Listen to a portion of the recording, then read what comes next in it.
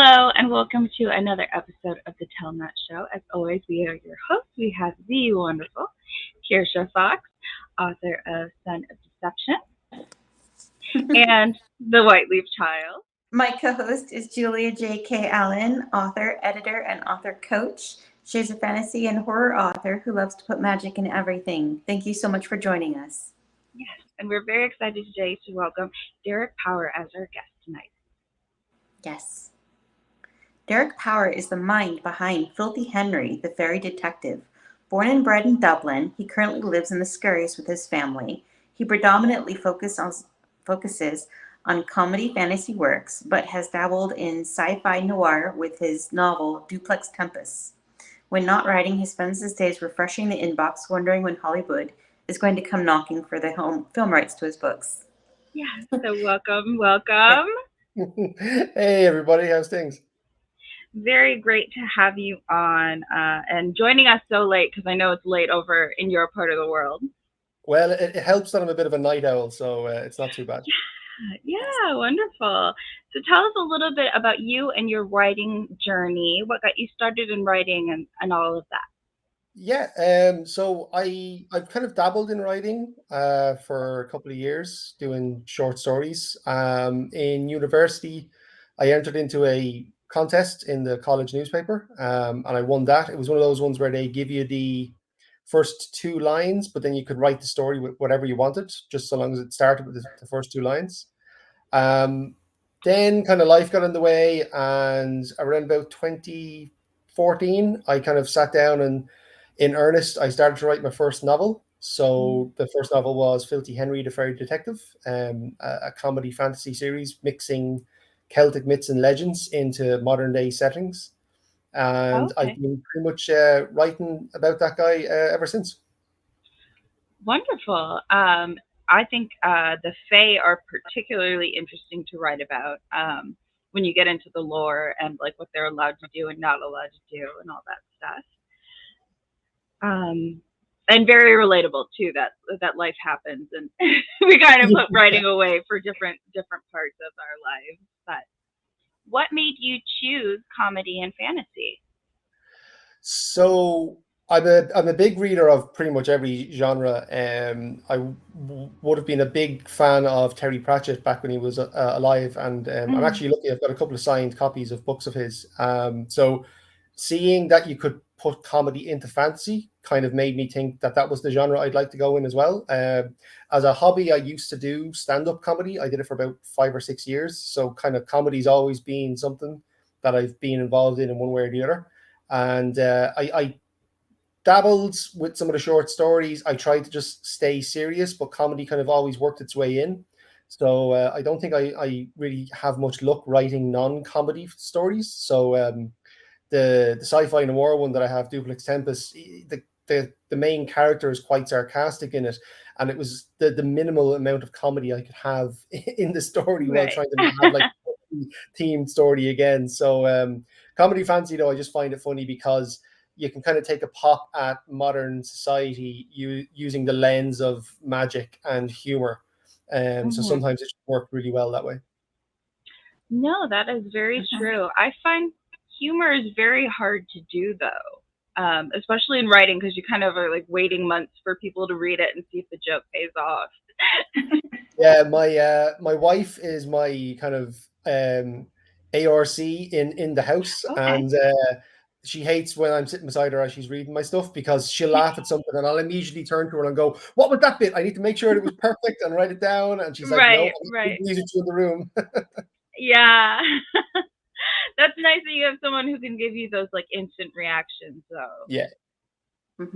Now, do you have any tips for writing humor that you would like give to like a general author who maybe wants to try it out but is like reticent to try it? Tips for writing humor, that's a good one. I suppose kind of whatever you find yourself to be funny, write that down and try and work that in. It helps if you're not going to go for the. I steer away from the funny descriptions. So like Pratchett was really good at kind of like working in funny and humorous descriptions to describe his characters. I go more from the characters themselves are saying the funny things. So if you can't do the funny description side of things, maybe just work it in as a character trait and have one or Okay. two of your characters be kind of the comedic foil to the more serious characters. So in my ones, for example, like Filthy Henry, he's quite comedic when he's describing almost horrific situations that they get Hmm. themselves involved in with the adventures. And then I'm quite sarcastic in real life, and they say write what you know. So Filthy Henry is also quite sarcastic with how Right. he deals with the Hmm. fairies and stuff on the cases. That's a great tip. Yes, thank you.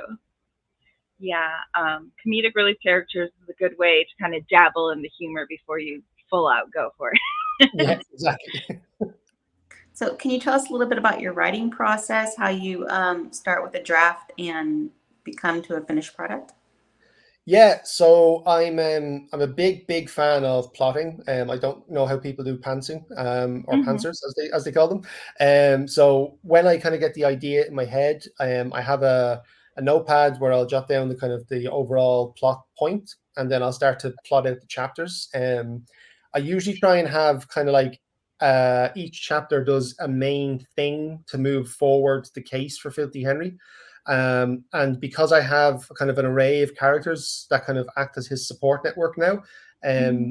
my Filthy Henry stories in particular alternate the chapter point of view between Filthy Henry and his assistant Shelley, who's kind of like the voice of the audience in the books. Okay. So Shelley asks the questions of Filthy Henry because she's a human and she's kind of getting exposed to the world of magic. So it Right. allows me to explain the world through Shelley to the reader without having to like do big massive info dumps. Um, Once I get then kind of the plots to maybe 10 pages, I'll start to do the actual writing, and then I write every day. There's not a day that I don't write. I have a word limit that I hit, and sometimes I go over it, and that's great, and sometimes it's a bit of a struggle. But like Right. Netflix or gaming or anything like that just doesn't happen until the word limit gets hit. And then it's once the first draft is done, that's when I really start kind of doing the chopping and changing. So one of the kind of hard lessons I learned in the early days of writing was you don't have to get the sentences perfect Right. the very first time. So that's what drafts are for. So it took me a while to kind of get into that habit of just write the words out, and you might cut it out later on, or you might leave it and tweak it. Right. And then eventually, like everybody, you don't so much have a finished draft as just the draft you eventually give up on because you don't think you can polish it any more than what it is. So that's your finished. Right. Sounds I about right. That's such an apt description of the draft that you're just like, I can't do anything else. Yeah, there's no So it more is that can what be it is. done. This is it. Nobody sits Right. down and says, I'm going to do 20 drafts. They just get to like draft 15. And they're like, that's it. I'm done. It's finished. Right. Right. No, that is the perfect way of describing Mhm. it.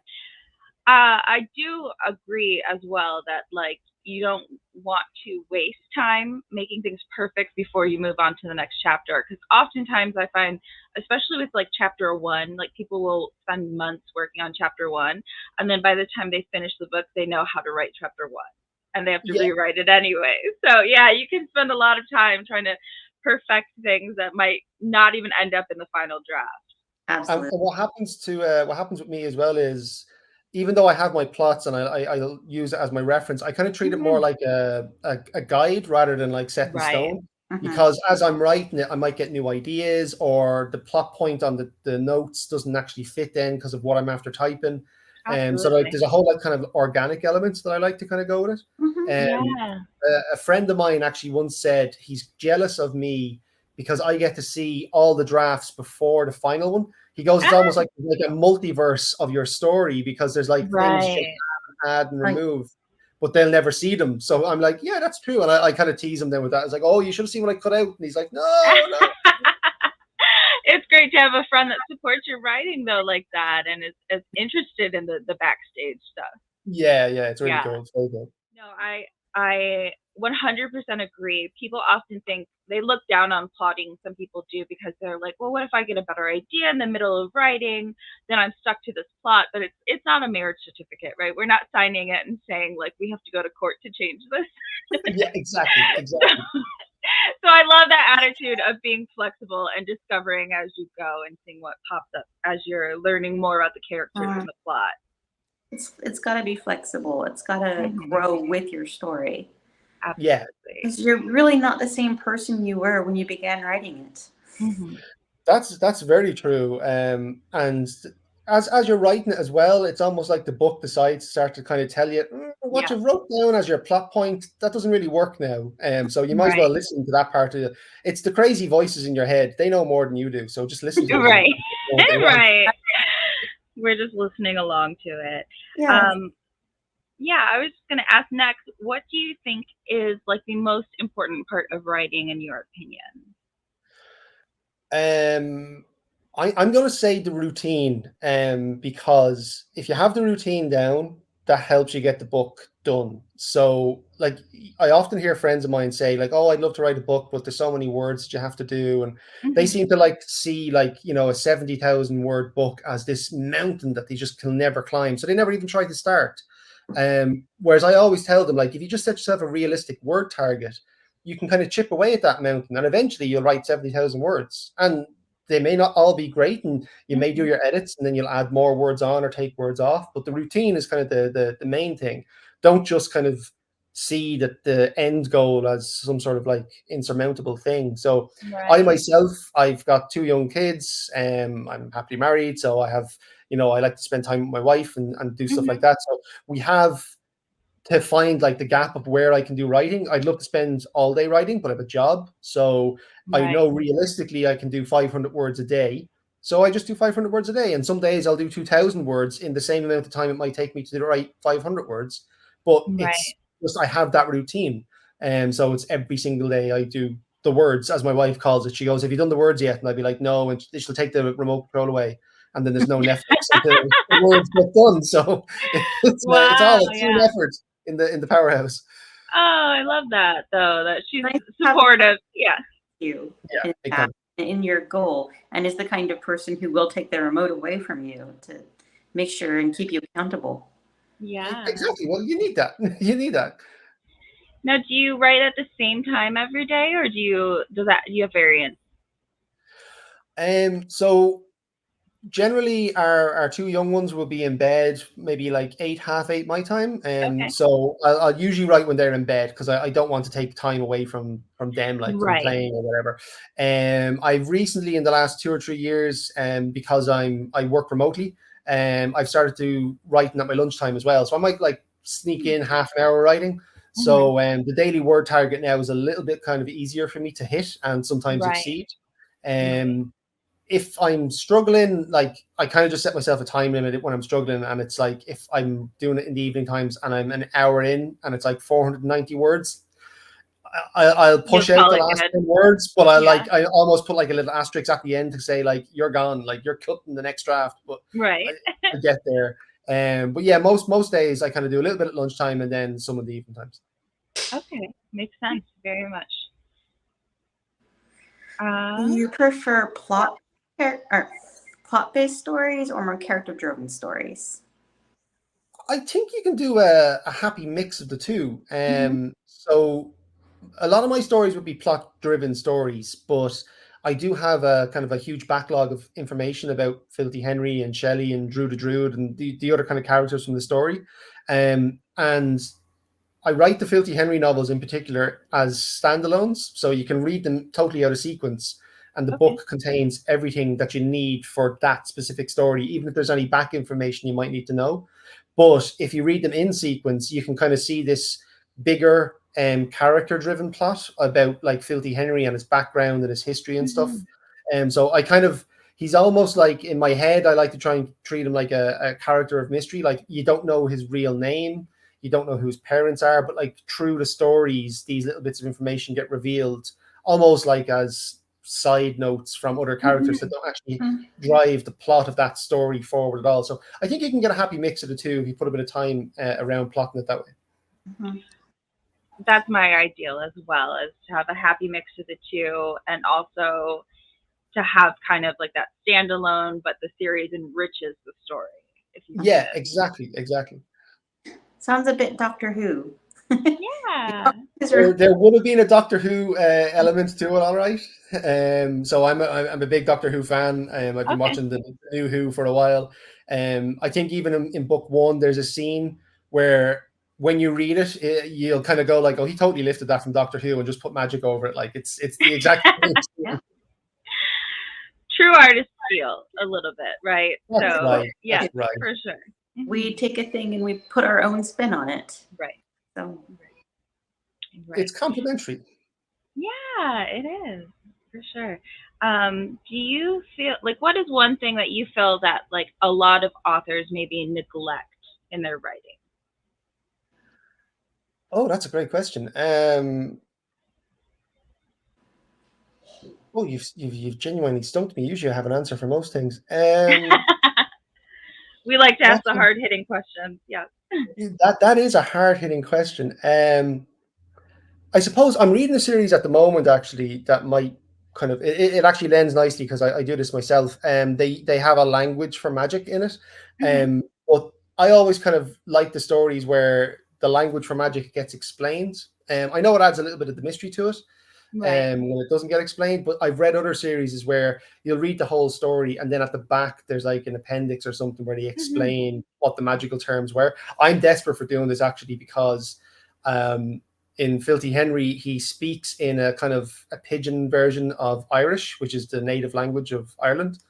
And I don't explain what he's saying, but what he's actually saying is actually quite comedic. So if you speak Irish, you kind of get these jokes, but like if you've never Right. spoken Irish before, it just looks like gibberish. And I should have put an appendix at the back of the books years ago, and I never did. And I think those kind of little things sometimes they can add to the story, to the enjoyment Right. for the reader. If you've spent time building up these things, and maybe, like you say, show and tell. So, Right. yeah, I think that might be one thing. That's not even a great answer, but it's the best I can come up with. oh no, I love it so much. Yeah. It's almost like you're describing an inside joke where another Irish person would look at it and just laugh and get it immediately. And Yeah, well, like Filthy Henry's kind of spell of choice, based on kind of his background and his skill set, is he summons fireballs all the time for fighting the villains. Right. But the Irish I use literally translates into football on fire. But because it's actually written in Irish, it's like people who don't speak Irish are like, "Oh, he's just putting gibberish." Okay, and then my friends who Right. are Irish would be like, "Haha, football on fire! That's brilliant." Yeah, no, and it's a nice little Easter egg. If someone wants to learn more about the story, they can be like, "Oh, where are the Irish gems hidden? The little phrases in the Oh story." yeah, you can literally throw any of Filthy Henry's spells into Google Translate and see just how bad he is at the language himself. I love that. That's such a like quirky but like fun thing that you can do with your story is like to add those little Easter eggs in. Yeah. Yeah. So, who is your favorite author and what do you think they do really well?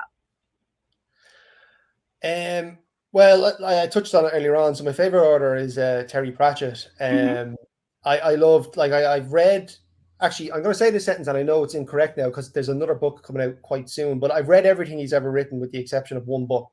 And it's just like the Discworld series on its own is fantastic, but he also branched out into sci-fi, and he never changed. You can pick up any of his books, I think, and you always know, even if you didn't see the cover, you'd know it's his. It's like the way he puts words together, they just flow, and you immediately go, that's a Pratchett sentence, like right there, right what he's after writing.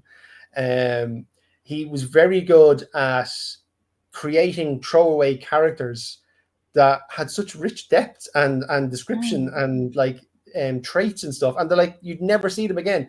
Like if I remember correctly, the world was like 43 or 46 books long, and there's loads of these like ancillary characters that never appear in the book again, but they're fantastic when you read them, and it's like it's almost like the cities that he's describing, like you can truly imagine them as being vivid and real places you could go to. So I think the way he wrote was just amazing. And like his sci-fi series, he'd done this sci-fi series where you could travel to parallel worlds using a device powered by a potato, and it's like such a simple and throwaway gimmicky kind of thing, but again, he just like built out this entire universe using this one little concept. It was just, his stuff was fantastic. Like I thought he was a brilliant writer.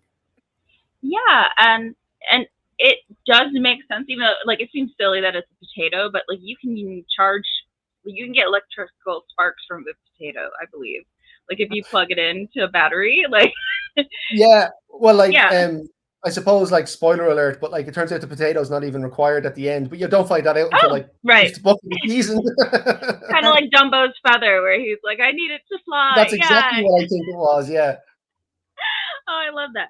Yeah, Terry Pratchett, I mean, legend for a reason, for sure. And I think that it's so true when you find an author that has just kind of like this musicality to their way they phrase things, and you know, when you can find characters that are like not important but they still feel like real people, that's always going to make for like an amazing read. Mm-hmm. But it wasn't even just how he phrased things. He had a way Mm-hmm. with formatting his book that I thought was like, you never think of formatting as like, so long as you can read it, it's fine. But Right. in one of the novels called Reaper Man, Death goes on holidays effectively, and he takes up a job as a farmhand, and he's sharpening his scythe before he starts Mm-hmm. cutting the hay. And the farm wife asks him, well, how do you know it's sharp enough? And as she's talking, he swings it. And Pratchett formats it so that the words are chopped on the page. Oh, There's the wow. first half, Yeah. and then there's a slanted line and a slanted line, and then there's the next half. And it's like, you'd never think about that. Like, it's a visual Right. joke in a book where you could have just described it. But instead, he was like, no, we're going to format it like this. And it's like, who thinks like that? Yeah, Geniuses. genius. Yeah. True genius. Oh, yeah. Yes. I need to read more Terry Pratchett, for sure. Oh, big time. Big time. All right. What have you learned from the writing process and the publishing process that you think would be good for newer authors to know? So like I touched on earlier on, drafts are your friend. Mhm. There's literally no point trying to get that perfect sentence. Like I remember when I first started writing the first Filthy Henry, I spent the better part of 2 weeks trying to get the first page perfect. And it was like, why am I doing this to myself? It's never going to be perfect. I'm never going to be happy with Right. it. And even the book, when it's out there, I'm still not happy with it. But that's okay, because everyone else is happy with it. And that's fine. Once you're your own worst critic, you'll always try to do better. So drafts are definitely your friend, and don't be afraid to use them. And there's no, like, I remember being on a writing forum before, and somebody was asking, like, how many drafts is too many? Like I said earlier on, there's no correct answer to that. It's like when you eventually Right. decide to give up on the book, that's when you've done just enough. You haven't done too many. Mm-hmm. From the publishing side of things, and I'm still trying to learn my lesson with this one, and the Mhm. publishing is actually quite easy. Formatting it, getting your editor to kind of give you your book back, uploading it to the various platforms, covers, all that stuff is really easy. It's the marketing is a nightmare. Yeah. Because especially as like an indie author, you have to do all of that yourself, and it's almost like a full-time job. Mhm.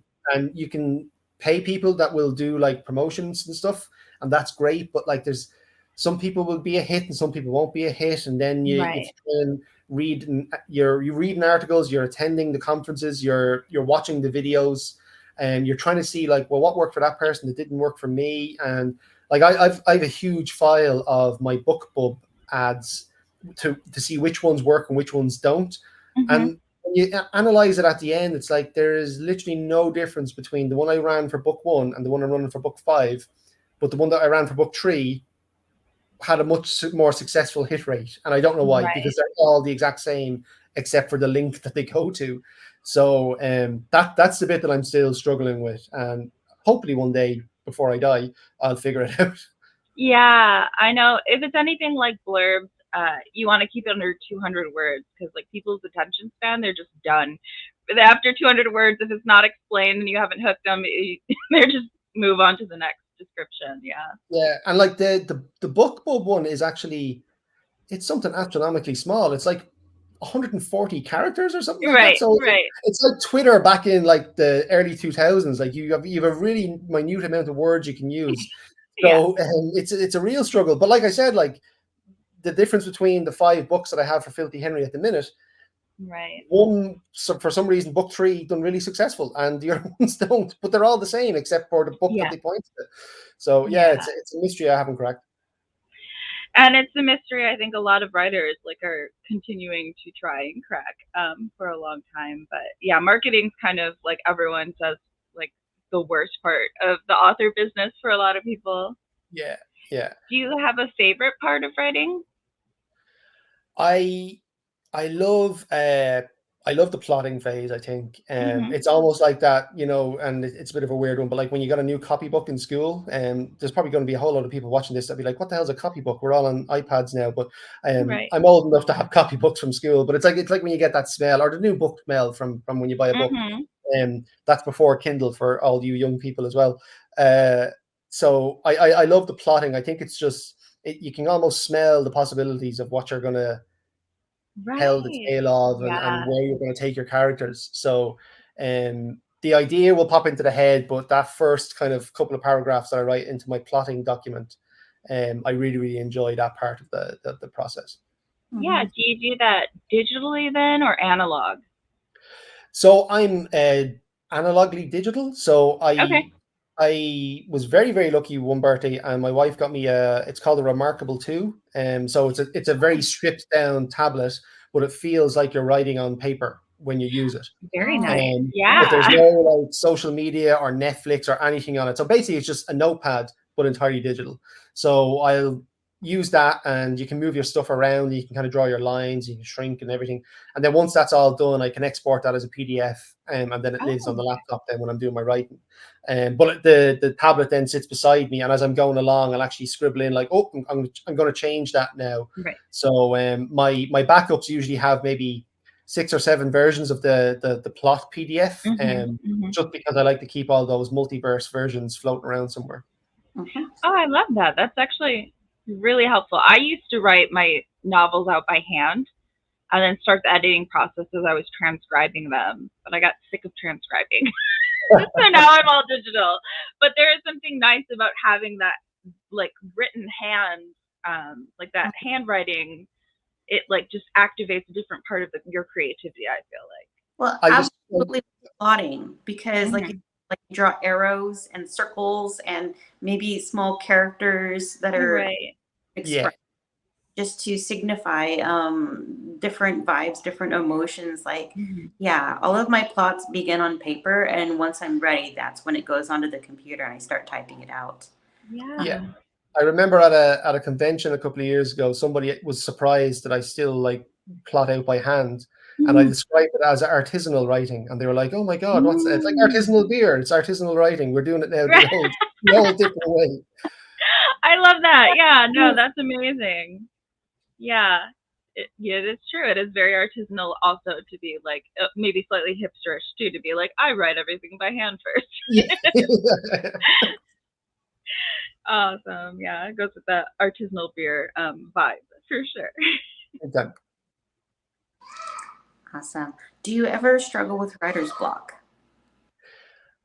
This is a weird question. No, and I don't know why. Okay. So anytime I have a plot idea, I generally get the plot done out in a couple of days, maybe about a week, and then, like I said, I'll do the routine, couple of words in maybe lunchtime, a couple of words in the evening time. But I've never kind of gotten to a point where I'm like, I don't know where to take the characters, or the plot's not Mhm. working. I think it might be that, like I said earlier, I have that thing in the back of the head where the plot document is organic and it's allowed to change. So Right. I I don't like I know it's it's ill to speak of him in this topic, but like George R. R. Martin says, he's painted himself into a corner with the last Last book. Song of Fire and Ice book, Yeah. and Mhm. it's like I don't know how he could have done that. Like the only way he could be doing that is if he's looking at his plot points and going, "Well, I Right. can't change these," and it's like, "Well, you kind of can because you're like the god of that whole universe, so you can just move the bits Yeah. around." And like Right. nobody is telling you to not do that. So maybe that attitude with me is the same type of thing. But I've never actually kind of opened up the machine and stared at it for 8 hours and then closed it again and said, "Well, that was a great day of writing, but I did nothing." Right. So I might be lucky, or maybe I've got like a massive wall of writer's block coming my way in a couple of years, and I'll be like, "Oh, I haven't written a word in it's like 5 years now. What the hell happened there?" But we'll see where it goes. Like yeah, writer's karma is coming for you. No, I think that plotting for sure helps to stave off writer's block, especially if, like you said, you're not completely like stalwart in your plot where you can't change it. Because I Exactly. feel like half the time people have writer's block is because they're trying to force something to happen that is not what the character would do or does not serve the story in some way, and that is why you get writer's block because you're trying to force XYZ to happen when like it doesn't feel right for the character or natural for the story world or whatever.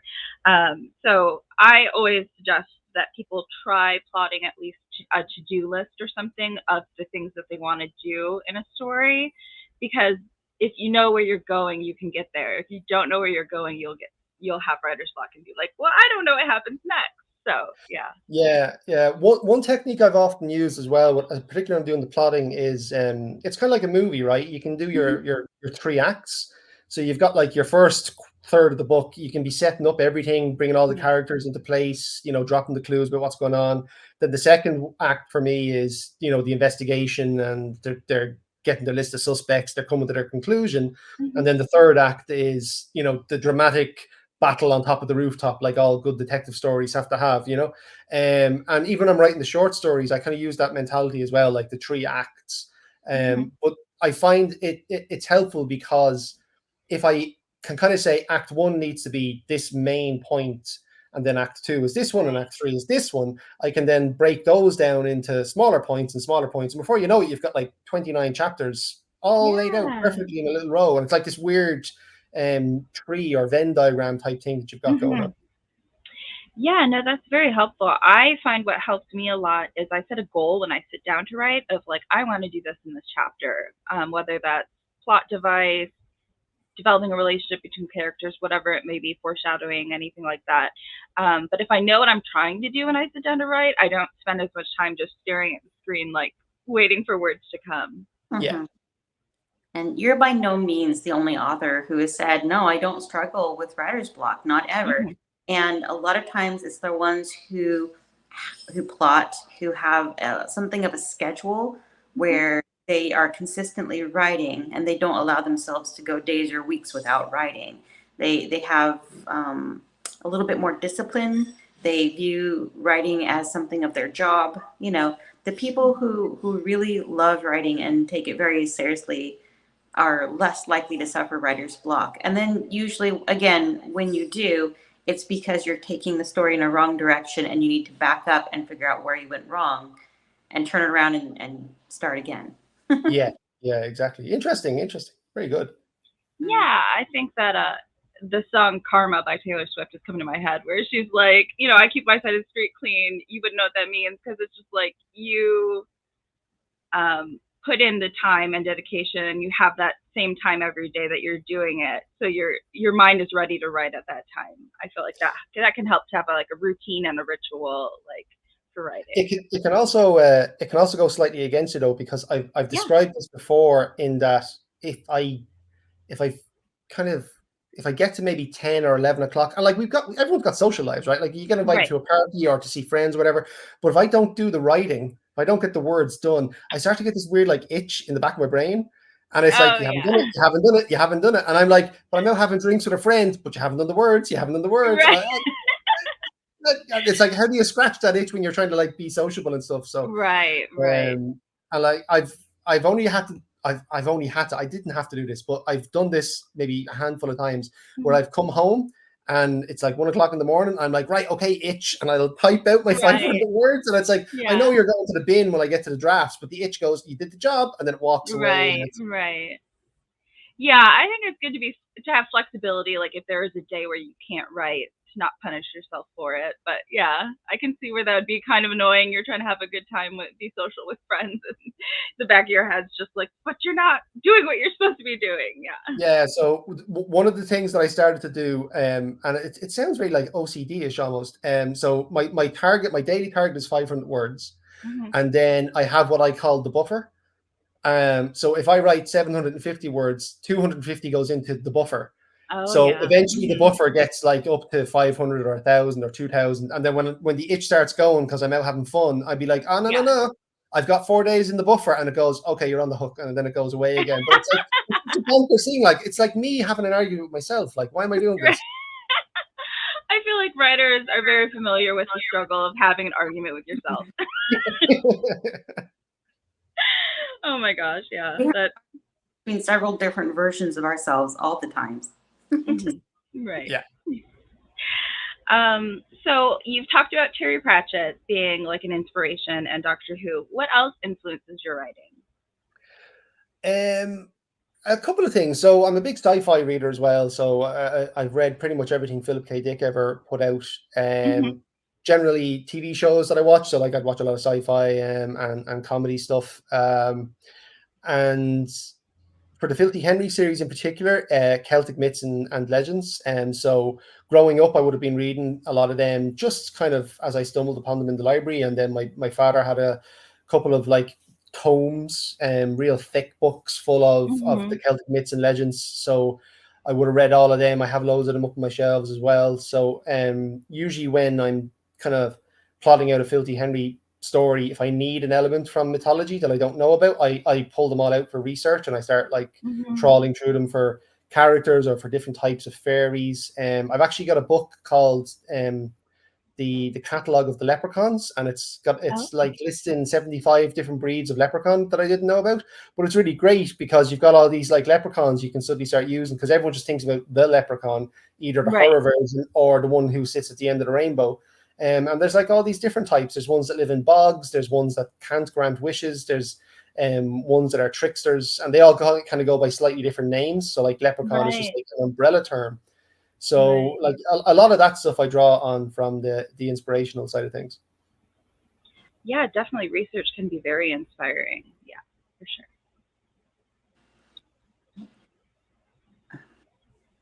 What would you say has been your most significant writing victory so far?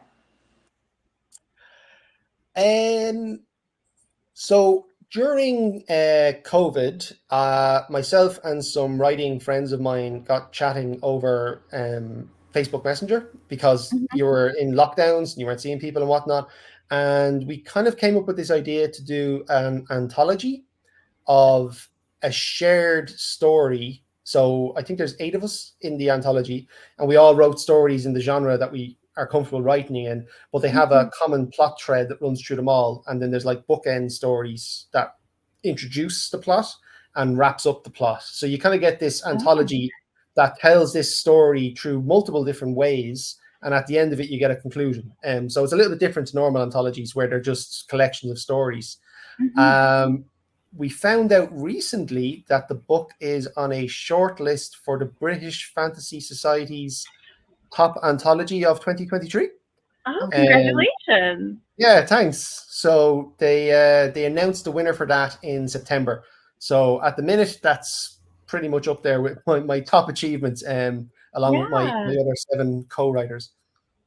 That sounds like an amazing anthology. I love that idea. It's so creative that the stories are tied to each other and have a satisfying conclusion, but they're all different genres and all different stories in the middle that make it up. I think that's a fantastic idea for an anthology.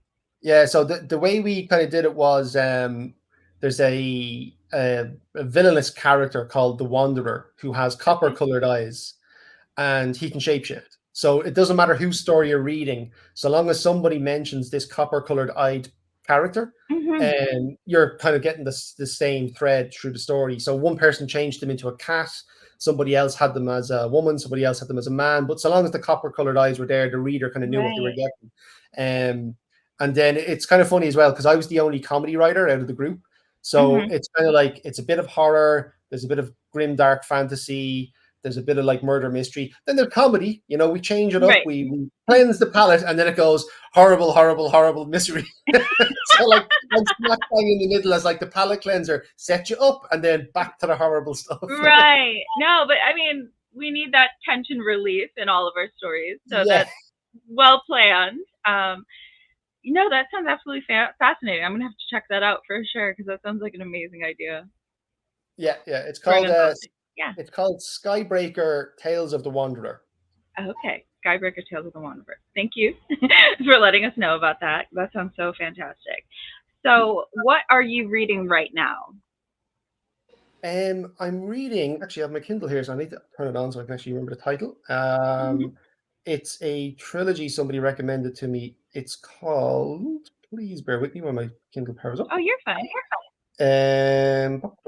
I'm reading Gathering of Shadows: A Darker Shade of Magic. Um, so it's a weird one. There's 4 versions of London, and they all exist in the same physical location, but parallel to each other. And the one that you get introduced to is called Red London. And in Red London, magic is a thing, and everything's kind of lovely and beautiful, and everyone gets along. There's no real horribleness to it. And then there's White London, which is magic is seen as like a way to just seize power, and it's kind of like a little bit more cutthroat. And then there's Grey London, which is in our world, and magic has died. Nobody is magical in Grey London at all. And there's this one character who kind of travels through the Londons as like an emissary. He keeps the royal families in communication. And then there's like a whole thing about intrigue and stuff. And then you find out about this version of London called Black London. And it turns out Black London is just like, absolutely forget about it. Like White London sounds horrible, and then Black London's introduced, and you're like, whoa, White London's actually not so bad. Right. But yeah, it's really good. I'm onto this. That's the second one. Yeah, definitely recommend it. Very cool. Very cool. Yeah, well, it's been absolutely wonderful talking with you. It's been a very great conversation that we had tonight. We do want to give you the opportunity to let our listeners know where they can find out more about you and your books online. Yeah, cool. So I have a website. It's www.powerrights.com. So my books are all listed up there, and they have a book to read link. So wherever you are in the world, it'll bring you to the right location for you to get them. They're on Amazon in paperback and digital everywhere. There's also a podcast version of the first 3 Filthy Henry novels. It's kind of like a free audiobook. So you can find that on any of your podcast platforms. Just search for Filthy Henry. But we also have never before published short stories up there as what we call case files. I say we there a couple of times because a good friend of mine actually started to put that together as like a COVID project, and we've kind of kept it going since. And then my only social for my sins is on Twitter, or X as it's now called. So you can find me there as DC Power _author. Okay, that podcast sounds like a brilliant way of doing the audio book format, but also offering little teasers and extras, like having the case files of a different short story in there. Yeah, my friend actually, he's just about finished a degree in musical composition, so he's actually done theme tunes as well. Okay. So it's really well put together. Like he does it all himself, and I'm like, well, I wrote the words, so like I'm involved in this to a degree, right? And he's like, yeah. But then the case files came about because I was just kind of dabbling in some short stories, and he suggested, why don't we put up short stories as in between seasons? So that's what we do. Oh, that's fascinating. I love that idea. Thank you once again for being a guest on our show tonight. It's been great talking with you. Thanks so much. It was great talking to you both. Yes. Yeah, and thank you to everyone who's listening along at home. Remember to catch the next episode that comes out Friday. And remember, there's more than one way up the mountain. And if you're interested in being a guest on our show, you can find us on social media at The Tell Not Show, or email us at thetellnotshow@gmail.com. Thanks again for listening. Thanks. Thanks again for listening. If you enjoyed the show, consider subscribing and liking. We appreciate all the support. Julia J.K. Allen is an author, editor, and coach, and can be found at hijinksrudder.com. Kirsha Fox is an author, avid reader, gamer, and mother to 4, and you can find her at kirshafox.com. Thanks, and see you next time.